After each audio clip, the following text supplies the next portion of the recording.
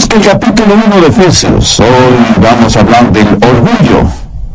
Cómo el orgullo pone de manifiesto nuestra depravación y cómo el orgullo precede a la destrucción.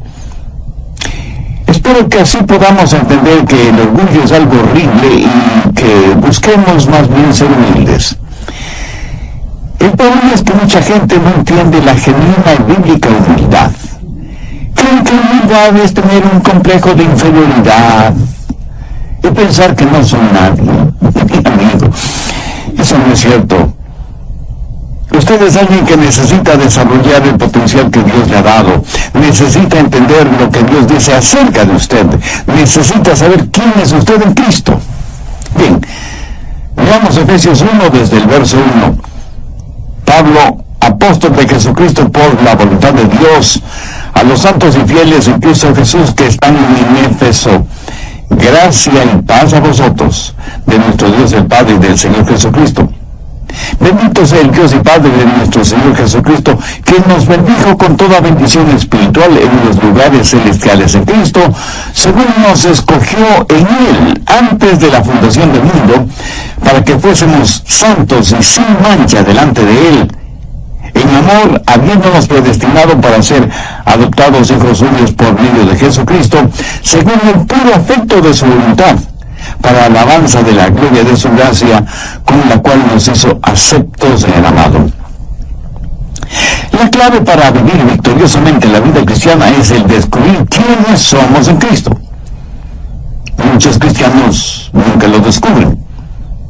Son como un hombre que tenía un problema de identidad. No sabía quién era. Estaba demasiado cansado para averiguarlo. Sabía que la Biblia tiene muchas porciones que tienen que ver con el comportamiento. Por ejemplo, Efesios 6 nos dice que debemos ponernos toda la armadura de Dios y prepararnos para la batalla. O el capítulo 12 de Romanos, que nos dice las cosas que debemos hacer y las que no debemos hacer. O el capítulo 5 de Mateo, con las bienaventuranzas que nos dicen cómo vivir y actuar. Pero quiero que entienda bien lo siguiente acerca del cristianismo. No es una modificación de comportamiento, aunque muchos piensan que sí. Dios no modifica nuestro comportamiento para poder cambiarnos. Dios nos cambia para que modifiquemos nuestro comportamiento. Recuerde que el pecado es un trabajo interno. El gusano no hace un hueco en una manzana para entrar, sino para salir, porque él nació dentro de la manzana. Lo mismo es con el pecado. El pecado sale del corazón del hombre. Por eso Dios trabaja primero en el corazón del hombre. Usted no purifica el agua pintando de blanco el filtro, así como no puede purificar su vida con modificaciones externas. Hacerlo así es estar practicando el legalismo, y eso es mortal. En Efesios 1, Pablo nos dice quiénes somos, y esto es primordial entenderlo. En los capítulos 2 y 3 nos dice cómo es que llegamos a ser lo que somos en Cristo. Y en los capítulos del 4 al 6 nos dice cómo vivir porque estamos en Cristo. Y siempre es así el método de Pablo. Primero da una porción doctrinal, lo que somos y cómo llegamos a serlo. Segundo, cómo vivir de acuerdo a lo que somos. Primero trata con el ser y luego con el hacer. Ahora, si usted comienza con el hacer en vez del ser, si usted no entiende lo doctrinal y sencillamente comienza en lo práctico, será un legalista. Y se sentirá frustrado porque estará viviendo en contra de una identidad que no tiene ni en su mente ni en su corazón. Jesús dijo que conoceríamos la verdad y que la verdad nos haría libres. O sea, es la verdad la que nos libera. Y la verdad es lo que Dios dice. Y la máxima verdad está encarnada en el Señor Jesucristo. Escúcheme. La verdad no puede liberarle hasta que la conozca. No importa cuán verdadera sea la verdad, no importa cuán maravillosas verdades hay en la Biblia, No habrá ninguna libertad hasta que usted conozca esas verdades. Usted debe conocer lo doctrinal antes que pueda llevarlo a la práctica.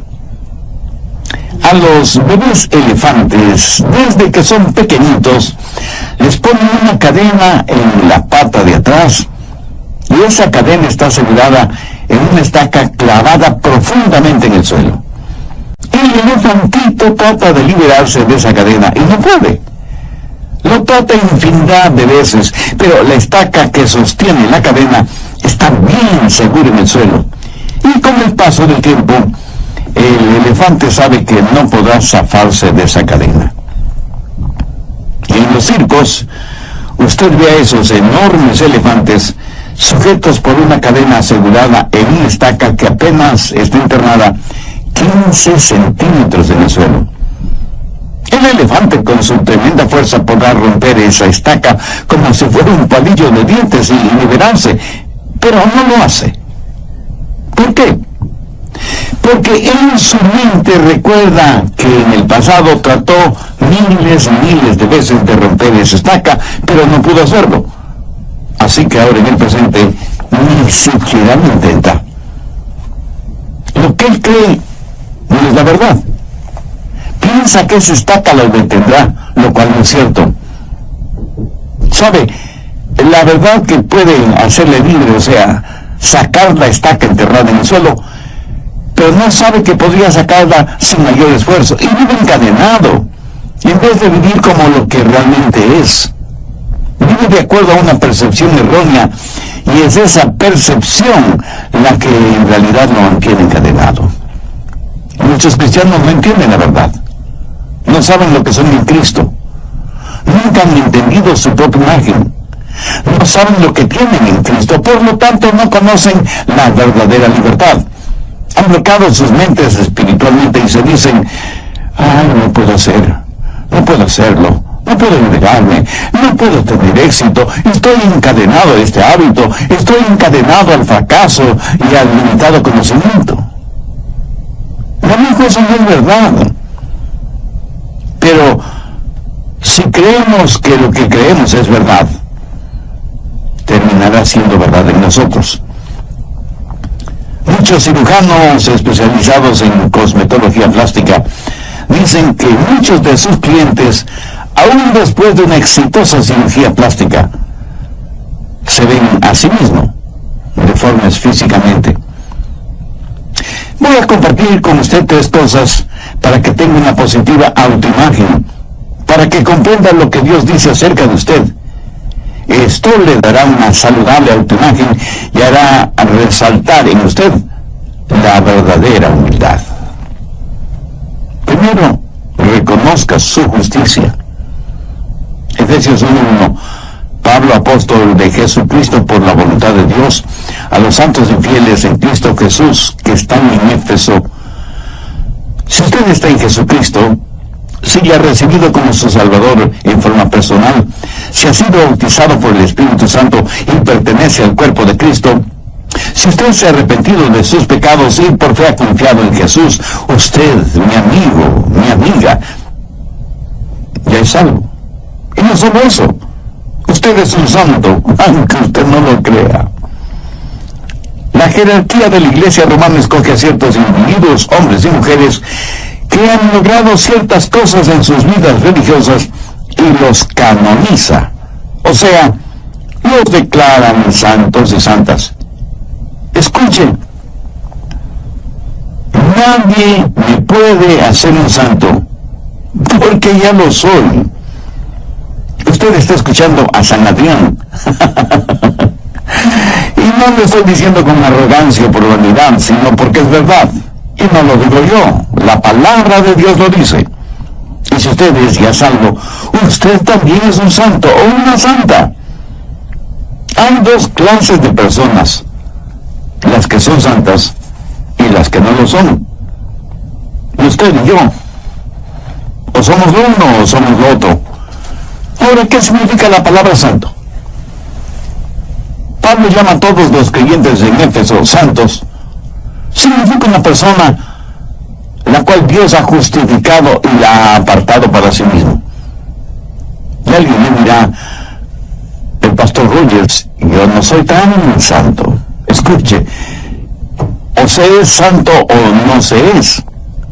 Nadie puede ser medio salvo o medio santo. El ser medio salvo es estar totalmente perdido.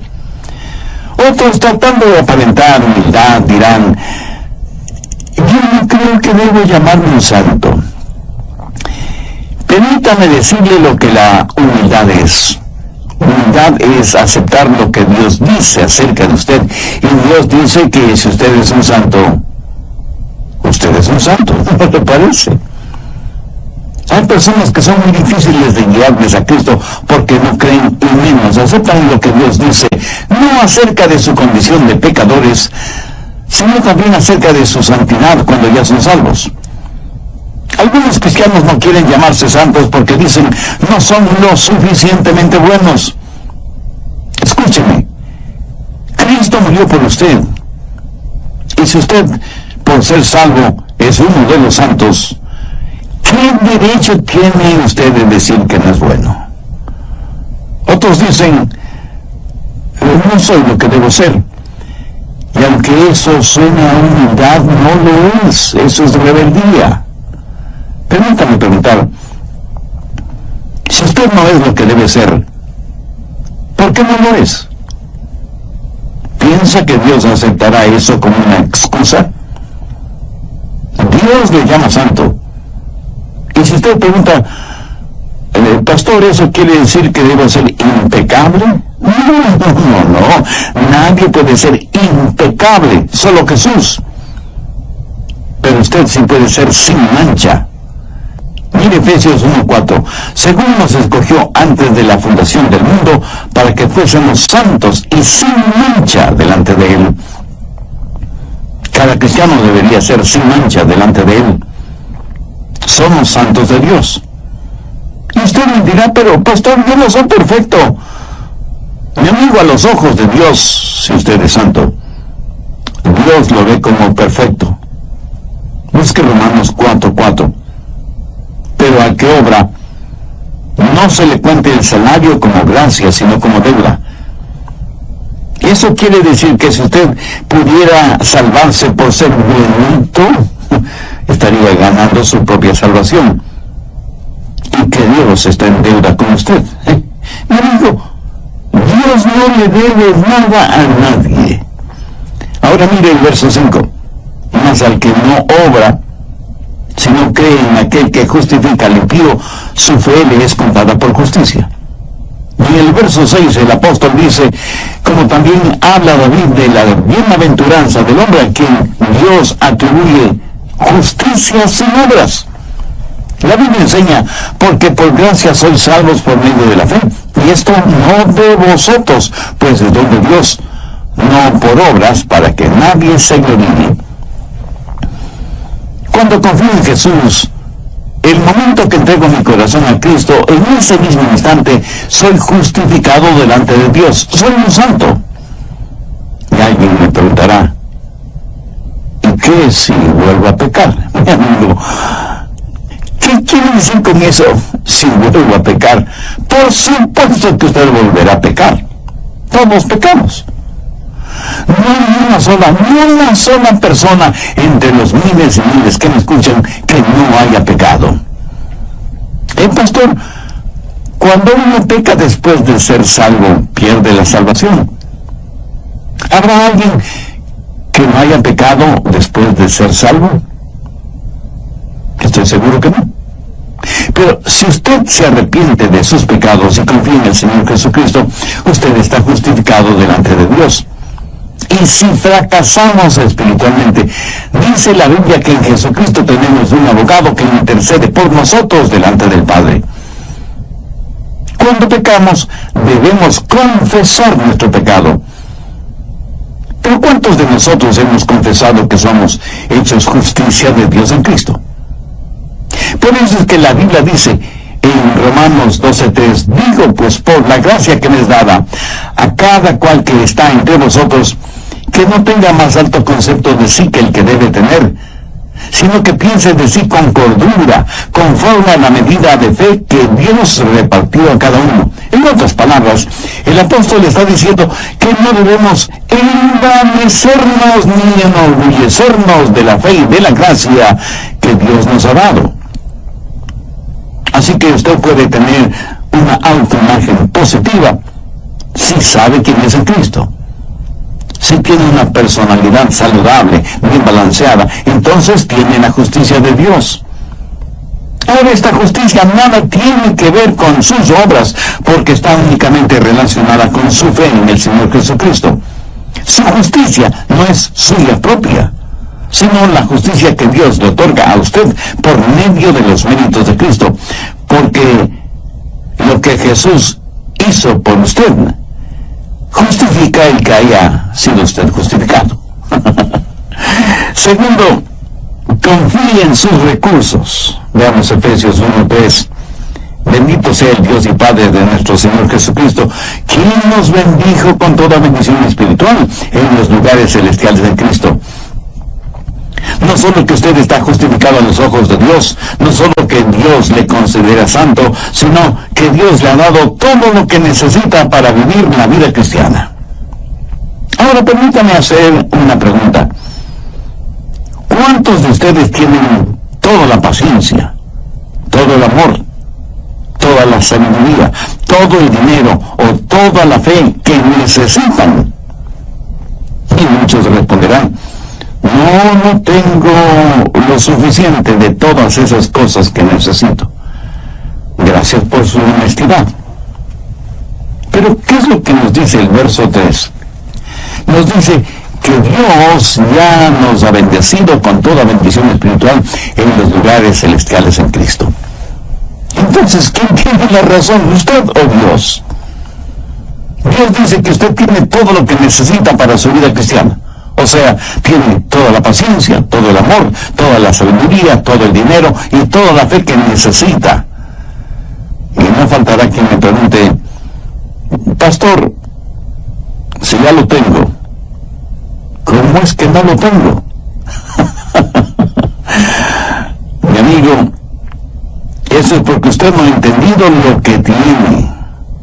No se ha visto usted mismo poseyéndolo. Y como no concibe poseyéndolo todo, vive como si no poseyera nada. Recuerde que en la vida cristiana primero viene lo doctrinal, luego lo práctico. Y para comportarse como cristiano tiene que saber y entender que usted ya está en Cristo. No solo debe reconocer la justicia que le ha sido otorgada, sino que debe confiar en sus recursos espirituales. Cuando usted sabe la verdad, esa verdad le hará libre. Pero si usted no entiende lo que tiene en Cristo, podría estar pidiendo por algo que ya tiene. Ahora recuerde que Dios nunca le pedirá a usted algo que Él mismo no le haya dado. Todo lo que Dios demanda de nosotros es porque ya nos lo ha dado. Y de acuerdo a Efesios 1:3, Dios ya nos ha bendecido con toda bendición espiritual en los lugares celestiales en Cristo. ¿Está usted gozando de esas bendiciones? Creer en lo que Dios dice es mucho más importante que lo que usted piensa.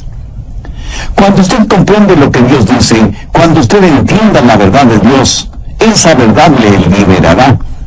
Usted tiene que reconocer la justicia que le ha sido otorgada, y usted es justo delante de Dios en Cristo Jesús. Y por eso Dios nunca más se acordará de sus pecados. Sin embargo, eso no significa que Dios no le disciplinará si es que usted desobedece. Pero nunca usará ese pecado para acusarle. Anote al margen 2 de Pedro 1:3. Como todas las cosas que pertenecen a la vida y a la piedad, nos han sido dadas por su divino poder mediante el conocimiento de aquel que nos llamó por su gloria y excelencia. En Romanos 8:9 leemos: mas vosotros no vivís según la carne, sino según el Espíritu, si es que el Espíritu de Dios mora en vosotros. Y si alguien no tiene el Espíritu de Cristo, no es de Él. Todos tenemos el Espíritu Santo en nosotros si es que somos salvos, y es por medio de Él que Jesús vive en nosotros. Si Cristo no está en nosotros, entonces no somos salvos. ¿Y cómo es que Cristo mora en nosotros? No corporalmente. Él viene por medio de su Espíritu Santo, y cuando creemos somos bautizados por el Espíritu Santo en el cuerpo de Cristo. Cuando estamos en el Espíritu, quiere decir que el Espíritu está en nosotros y nosotros somos de Cristo y Cristo está en nosotros. Por favor, escúcheme con atención. El Espíritu Santo es Dios en cada creyente. Algunos hermanos pentecostales a veces me preguntan si he recibido una segunda bendición. Y yo les contesto que para mí la segunda bendición es entender bien la primera. Muchos de nosotros en realidad no nos damos cuenta lo que obtuvimos cuando nos salvamos. No solo el perdón de nuestros pecados y vida eterna, sino que también recibimos al Espíritu Santo de Dios y con Él, y en Él, al Señor Jesucristo. Esa es la más importante bendición que uno puede recibir en la vida. Cuando yo recibí esa bendición, mis ojos espirituales fueron abiertos y aprendí que Él me había bendecido con toda bendición espiritual en Jesucristo. Cuando usted se salvó, cuando nació de nuevo, le fueron dadas todas las bendiciones de Dios. Dios no nos da de su Santo Espíritu por etapas. Pablo lo asegura al decir: bendito sea el Dios y Padre de nuestro Señor Jesucristo, quien nos bendijo con toda bendición espiritual en los lugares celestiales en Cristo. Y el apóstol Pedro en su segunda epístola, el capítulo 1, verso 3 dice: como todas las cosas que pertenecen a la vida y a la piedad nos han sido dadas por su divino poder. ¿Cómo lo obtenemos? Mediante el conocimiento de aquel que nos ha llamado para su gloria y excelencia. O sea, nos ha dado todo lo que necesitamos para vivir la vida cristiana. Usted no necesita nada más, pero tampoco nada menos. Por eso la Biblia dice en Juan 8:32: y conoceréis la verdad, y la verdad os hará libres. Cuando usted entiende quién es en Cristo y reconoce que ha sido justificado, Dios le llama santo. Cuando confía en los recursos con que Dios ya le ha bendecido, entonces la segunda bendición es el descubrir todo lo que le ha sido dada en la primera bendición. Y el resto de su vida lo pasará descubriendo todo lo que obtuvo desde el mismo momento en que pasó de muerte a vida. O sea, todo lo que recibió desde el instante en que aceptó a Cristo como su Salvador. ¿Qué más podría necesitar? Dios ya no nos bendijo con toda bendición espiritual en los lugares celestiales en Cristo. Tercero, descanse en su relación. Busque Efesios 1:6. Para alabanza de la gloria de su gracia, con la cual nos hizo aceptos en el amado. Su relación es una de aceptación. No solo en que usted ha aceptado a Cristo, sino que Él le ha aceptado a usted. Mire esa frase, en el amado. Es una referencia directa al Señor Jesucristo. Por lo tanto, lo que es cierto acerca del Señor Jesucristo es también cierto acerca de usted. Cuando el Padre desde el cielo miró a su Hijo siendo bautizado, dijo: este es mi Hijo amado en quien tengo complacencia. Si usted está en Cristo, es aceptado en Él por el Padre. La razón por la que muchos no tienen una positiva autoimagen es porque tienen una personalidad distorsionada por un sentimiento de rechazo. Algunas veces se le llama complejo de inferioridad. ¿Por qué tenemos esa clase de sentimientos? Bueno, porque es parte de nuestra naturaleza adámica. Cuando Adán pecó, su pecado causó rechazo por parte de Dios. ¿Qué sucedió con Adán y Eva después que pecaron? Tuvieron que salir del jardín del Edén, fueron rechazados. Vivimos en este mundo con esa innata sensación de rechazo y la mayor parte de nuestra vida la pasamos buscando aceptación. Queremos ser aceptados, pero nos volvemos orgullosos. tratamos de hacer cosas y nos esclavizamos a ellas. Vivimos por lo que otros piensan.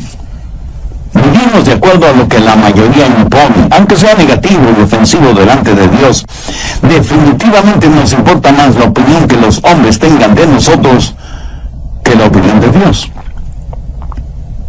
¿Por qué los jóvenes dejan una buena casa en donde tienen rica comida, buena ropa, abundante agua para bañarse, una agradable cama y el amor de sus padres?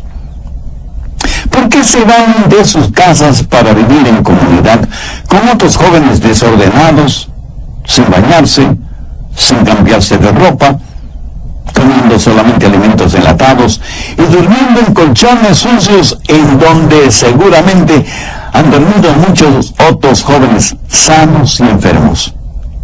¿Por qué lo hacen? Sencillamente porque se sienten aceptados. Porque asisten masivamente a los conciertos de rock pesado. Y no me digan que es porque les gusta la música. Eso es puro cuento. Eso podrá ser cualquier cosa menos música. Ellos pueden pensar que les gusta, pueden ser adictos a esa clase de ruido, pero eso no es natural. Eso solo significa que sus oídos y sus gustos musicales están atrofiados. Lo mismo sucede con el licor y con los cigarrillos. Cuando comienzan a beber o a fumar, se enferman, pero siguen bebiendo y fumando hasta que se vuelven adictos. Cuando los jóvenes van a esos conciertos,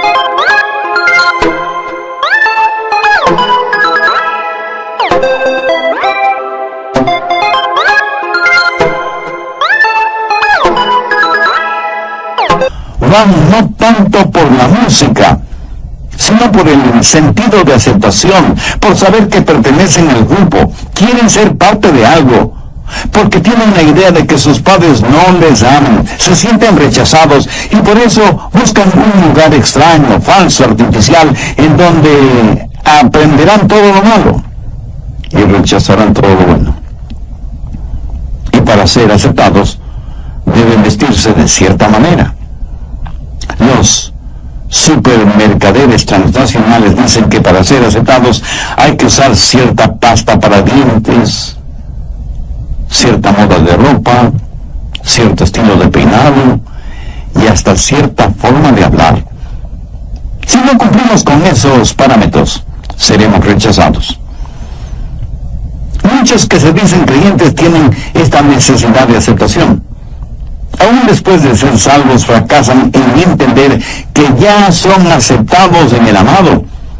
Y muchos creyentes se vuelven legalistas y hacen esfuerzos sobrehumanos para ser aceptados y para que Dios les ame.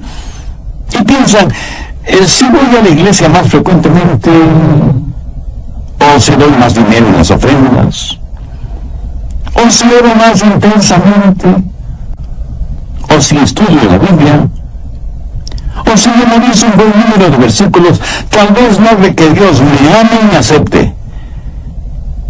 Mi hijo y mi amiga, eso es trágico. ¿No le parece? Escúcheme, Dios ya le ha aceptado. Así que deje de hacer tanto esfuerzo. Dios en su infinita gracia ya le ha aceptado.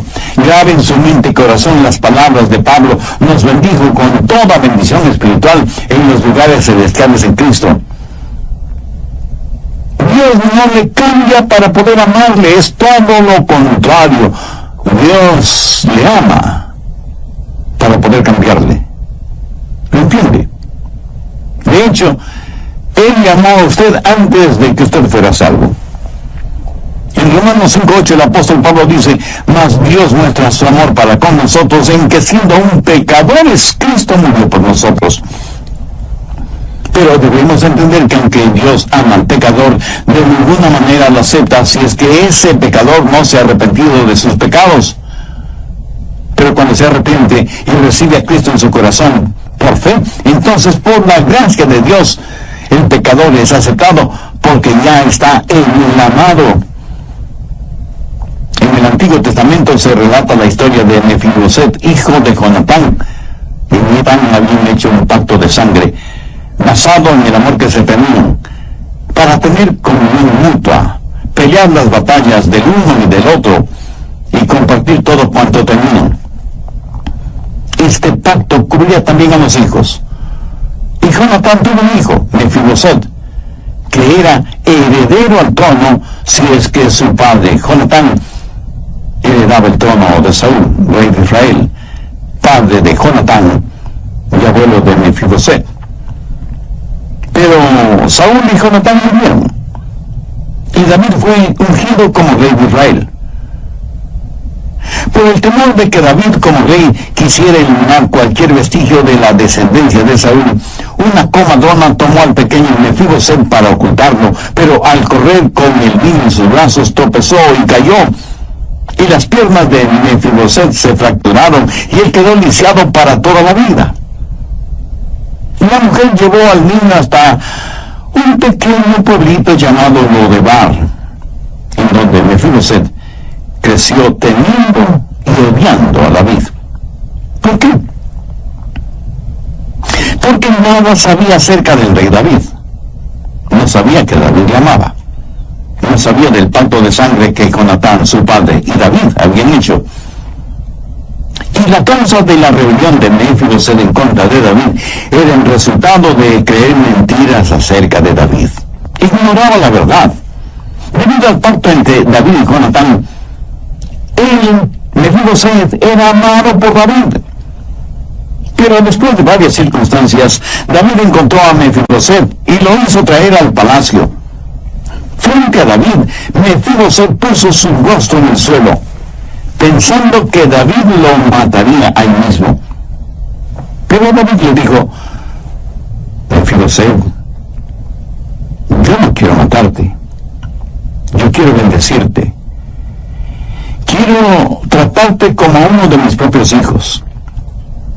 Quiero que tengas la herencia que te corresponde y que siempre te sientes conmigo a la mesa real. Te amo y quiero honrarte y bendecirte. ¿Por qué David hizo todo esto? Por el pacto que había hecho con Jonatán. David aceptó a Mefiboset por ser el hijo de Jonatán, y debido a ese pacto, cuando supo de la existencia de Mefiboset, lo buscó hasta encontrarlo, lo trajo al palacio y lo aceptó como si fuera su propio hijo y le bendijo como tal. ¿Por qué soy aceptado por Dios?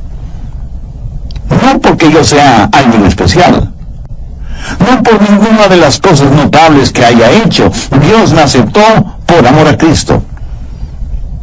Busca Efesios 4:32. Antes sed benignos unos con otros, misericordiosos, perdonándoos unos a otros como Dios también nos perdonó a vosotros en Cristo. Delante de Dios, en Cristo soy hecho justicia, y necesito reconocer la justicia, necesito confiar en los recursos que Dios me ha dado. Pero no solo eso, también necesito aceptar mi relación. Soy acepto en el amado, y debo dejar de tratar de ganar mi camino hacia Dios. Escúchenme atentamente. La santidad no es el camino hacia Cristo. Cristo es el camino hacia la santidad. El otro día, en un artículo bíblico relacionado con la llenura del Espíritu Santo, leí lo siguiente: si queremos ser llenos con el Espíritu Santo, debemos vivir vidas justas y buenas. Y yo pensé, creo que esto debe ser al revés. Si si queremos vivir vidas justas y buenas, debemos ser llenos del Espíritu Santo. Esto no es un juego de palabras, piénselo. Si por nosotros mismos pudiéramos vivir vidas justas y buenas, ¿qué necesidad tendríamos de ser llenos del Espíritu Santo? Debemos llegarnos a Dios como somos y humildemente decir: Señor, aquí estoy. Y Él nos dirá: eres aceptado. Ahora, si yo me aferro a mis pecados, no podré ser lleno del Espíritu Santo. El momento que me arrepiento de mis pecados y digo: Señor, aquí estoy, en ese momento soy aceptado en el amado, soy hecho justicia de Dios en Cristo. Recuerde que Dios no nos cambia para poder amarnos, sino que nos ama para poder cambiarnos. Y que la santidad no es el camino a Cristo, sino que Cristo es el camino a la santidad. En Cristo tenemos todas las bendiciones espirituales que necesitamos. Y en Él somos recibidos y somos aceptados por el Padre. Y cuando sabemos eso con absoluta certeza, tendremos una autoimagen que solo Dios nos la puede dar, que es el comienzo de la imagen de Cristo que Dios quiere que nosotros seamos. Veamos Efesios 1, desde el verso 2. Gracia y paz a vosotros de Dios, nuestro Padre, y del Señor Jesucristo. Bendito sea el Dios y Padre de nuestro Señor Jesucristo, que nos bendijo con toda bendición espiritual en los lugares celestiales en Cristo, según nos escogió en Él antes de la fundación del mundo, para que fuésemos santos y sin mancha delante de Él. Ahora vayamos hasta el verso 6. Para alabanza de la gloria de su gracia, con la cual nos hizo aceptos en el amado. ¿Cómo llegamos a estar en Cristo? Por arrepentimiento y fe. Eso nos hace miembros del cuerpo de Cristo. ¿Qué significa estar en Cristo? Permítame ilustrar esto de la siguiente manera. Suponga que yo le pongo a usted en un barril. ¿Dónde está usted? Pues en un barril. Luego yo pongo ese barril en un río. ¿En dónde está usted? Dentro de un barril en el río. ¿Correcto? Bien. Si usted es un creyente, ¿dónde está usted ahora? Pues está en Cristo. ¿Dónde está Cristo?